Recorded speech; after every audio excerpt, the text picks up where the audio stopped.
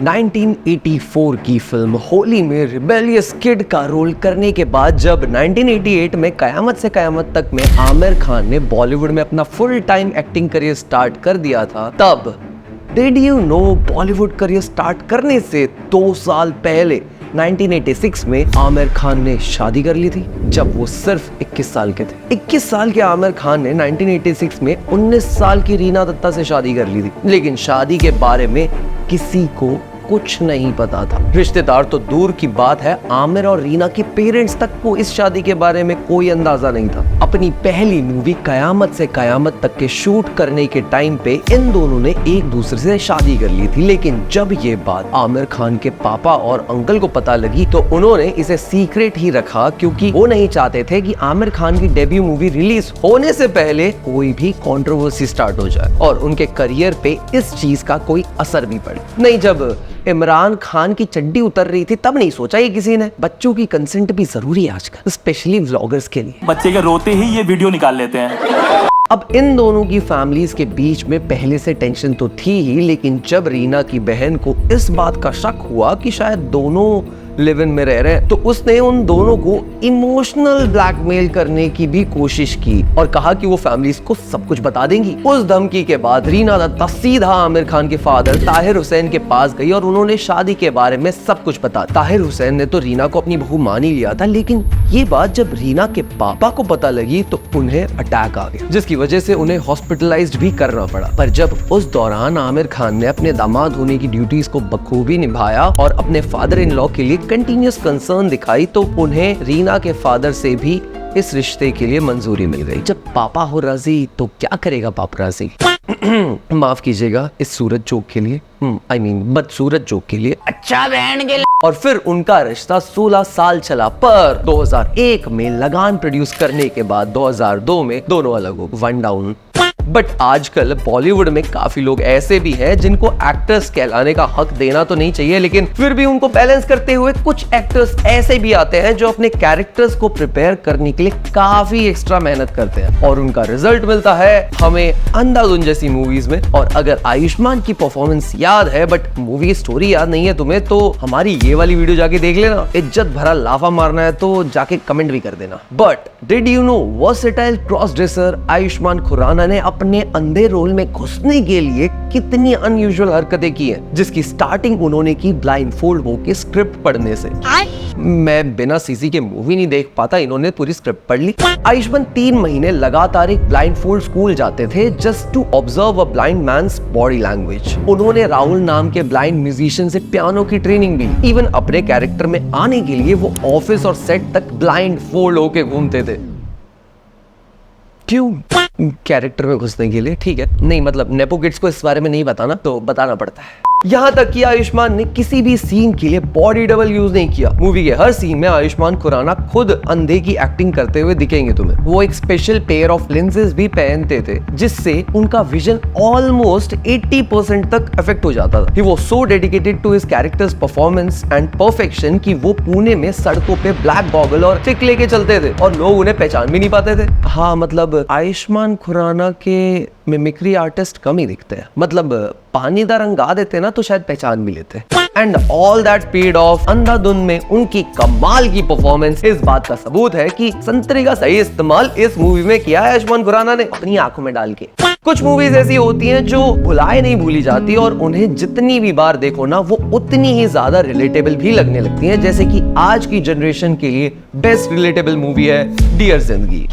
और एक और बहुत ही relatable cult classic evergreen best film है 3 इडियट्स, जिसकी अब तक काफी अलग लैंग्वेजेस में रीमेक्स बन चुकी हैं। अगर तुम किसी और कंट्री में बैठ के ये वीडियो देख रहे हो तो अपनी कंट्री में सर्च करके देख लेना, शायद बनी हो। वैसे तो 3 इडियट्स का कोई भी सीन उठा लो वो रिलेटेबल ही लगता है, बट क्या तुम्हें वो सीन याद है जिसमें तीनों इडियट्स ट्रंक बैठ के अपने डायरेक्टर वायरस वीरू सहस्त्र बुड्ढे को गालियां दे रहे थे पानी की टंकी के नीचे बैठ के। इस सीन का बेस्ट पार्ट था आमिर और माधवन और शर्मन जोशी का इतना बढ़िया ड्रंक एक्ट करना। लेकिन डिड यू नो कि इस सीन में तीनों एक्टर्स ने रियलिटी में 3 पैग मारे थे? क्या बात कर रहे हैं?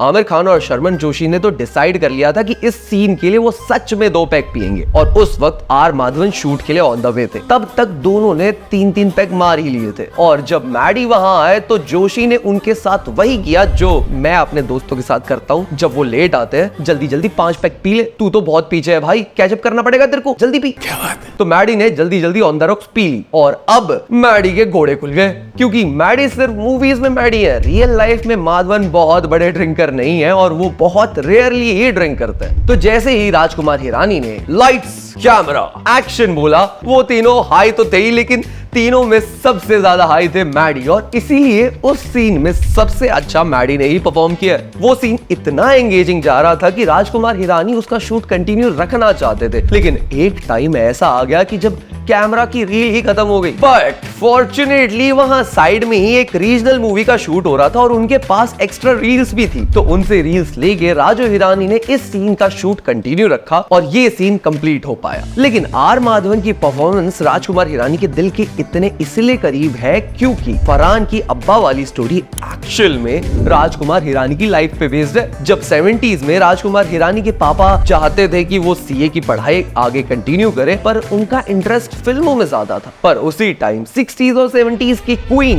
मीना कुमारी, जिन्होंने ऑडियंस को बाइजू बावरा, पाकिजा, काजल जैसी मूवीज देके उनके दिलों में जगह बना ली थी, लेकिन अपनी पर्सनल लाइफ में दुख दर्द पीड़ा के चलते उन्हें ट्रेजेडी क्वीन ऑफ बॉलीवुड भी कहा जाता था। मीना कुमारी ने 1952 में कमाल अमरोही से शादी कर ली थी, लेकिन it wasn't a happy marriage. उनकी शादी में बहुत ट्रबल्स थी। उसी बीच मैरिड रहते हुए मीना कुमारी ने बाहर भी काफी फिल्म्स किए, जिसमें से एक नाम धर्मेंद्र जी का भी था, सर 2.5 किलो का। हाँ, तब फ्लिंग्स होते थे, तब में और अब में बस इतना सफर के कि तब सोशल मीडिया नहीं था और अब सोशल मीडिया है। अब कुछ साल पहले ही एक न्यूज आई थी कि मीना कुमारी का डाइवोर्स 3 तलाक की वजह से हो चुका है, जो उनके पति ने गुस्से में आके 3 बार तलाक बोल के दे दिया था। लेकिन बाद में जब उन्हें रियलाइज हुआ तो उन्होंने मीना कुमारी से दोबारा शादी करने के लिए कहा, पर उसके लिए मीना कुमारी को जीनत अमान के फादर अमनुल्लाह खान के साथ हलाला करना पड़ेगा। लेकिन लोगों का कहना यह भी है कि ये सब सिर्फ रूमर्स है, क्योंकि वो दोनों सिया मुस्लिम्स थे जिसमें ट्रिपल तलाक और हलाला नहीं होता है, और ऐसा कोई भी जिक्र विनोद मेहता रिटन बाय मीना कुमारी की बायोग्राफी में भी नहीं था। बट देन कमाल अमरोही की किताब में तो डोमेस्टिक वायलेंस होने वाली बात से भी इनकार किया गया था, लेकिन मीना कुमारी के आस पड़ोस के काफी लोगों ने बताया कि मीना कुमारी पे फिजिकल वायलेंस हुआ करता था। क्या ये बात सिर्फ रूमर थी या इसमें कुछ सच्चाई भी है? नीचे कमेंट्स में बताओ, और वीडियो यहाँ तक पसंद आई है तो वीडियो को लाइक कर लो। सितंबर 2005 में स्टारडस्ट मैगजीन ने एक रिपोर्ट पब्लिश की थी आमिर खान के लिए, जो नाइटमेयर साबित हो चुका था। उस रिपोर्ट के अकॉर्डिंग अपनी मूवी गुलाम के सेट पे आमिर खान एक ब्रिटिश जर्नलिस्ट जेसिका हाइंस से मिले। वहां से दोनों का अफेयर स्टार्ट हुआ और कुछ टाइम बाद आमिर और जेसिका लिव इन रिलेशनशिप में थे। अकॉर्डिंग टू स्टारडस्ट, आमिर और जेसिका जब लिव इन में रह रहे थे तो जेसिका प्रेग्नेंट हो गई थी, जिससे उनके रिलेशनशिप में एक ड्रास्टिक चेंज आया और आमिर ने जेसिका से कहा कि या तो वो इस प्रेगनेंसी को टर्मिनेट कर दे, वरना ये रिश्ता उन्हें खत्म करना पड़ेगा। विच मेड जेसिका फ्यूरियस और उन्होंने आमिर से रिश्ता खत्म कर दिया। लेकिन जेसिका ने उस बच्चे को पैदा किया और उसका नाम रखा जान। जेसिका अपने बच्चे के साथ लंदन रहने लगी और स्टारडस्ट के कवर करने के पहले तक ये स्टोरी बिल्कुल भी बाहर नहीं आई थी। पर जब स्टारडस्ट से इस एलिगेशन की ऑथेंटिसिटी प्रूव करने को कहा गया तो स्टारडस्ट के एडिटर ने कहा कि हम इसकी ऑथेंटिसिटी को लेकर काफी सर्टेन है, लेकिन अगर आमिर खान चाहे तो वो डीएनए टेस्ट करवा सकते हैं, लेकिन फेक डिनायल्स का कोई फायदा नहीं है, तो इस टॉपिक पे बात करते ही नहीं है। लेकिन आमिर ने स्टारडस्ट की इस स्टेटमेंट के बारे में ना तो कभी कोई क्वेश्चन रेज किया और ना ही उनके खिलाफ कोई स्टेटमेंट दी। पता नहीं क्यों, तुम्हें क्या लगता है? तो ये वीडियो थी बॉलीवुड के डिड यू नो फैक्ट्स के बारे में। अगर तुम्हें कोई ऐसा ही रूमर पता है तो मुझे नीचे कमेंट्स में बताओ, मैं सुनी सुनाई बातों पे यकीन कर लेता हूँ। तो हम मिलते हैं गाइस नेक्स्ट पार्ट में, और डेफिनेटली मैं तुम्हारे कमेंट्स को नेक्स्ट पार्ट में इंक्लूड करूंगा। और अगर तुम इतना लास्ट तक आ ही गए हो वीडियो में तो यार अब तो चैनल को भी सब्सक्राइब कर दो। हम मिलते हैं गाइस। नहीं, एक सेकेंड, जाने से पहले मुझे मेरे सोशल हैंडल्स पे भी फॉलो कर सकते हो। ये रहे हमारे सोशल हैंडल्स। हम मिलते हैं गाइस अगली ऐसी वीडियो में, तब तक के लिए ओके बाय। जा रहा हूं मैं, पसीना पोंछ रहे हैं, बहुत गर्मी है। ये 50 पहुंच गया लखनऊ में। लगता है अब तो टाइम आ गया रोड पे ऑमलेट बनाने का। वीडियो देखी ना अब like and subscribe, हाँ कर दो like and subscribe, हाँ